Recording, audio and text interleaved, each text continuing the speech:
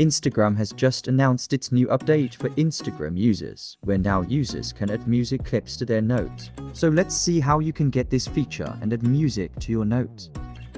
To get this feature, first of all you have to update Instagram to latest version available on Play or App Store. I have already updated my Instagram to latest version. Now after updating, open your Instagram. Now go to Notes and then click on Notes.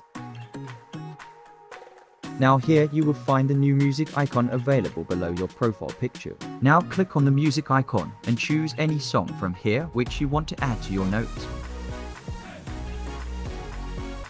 Now, you can choose which part of the song you want to add to your notes by sliding right and left. After choosing, click on Confirm, and now your music clip is added to your notes. You can also add a note with your music. Now click on Share, and to share with your friends. Now anyone you follow, and if they follow you back, it will be shown to them.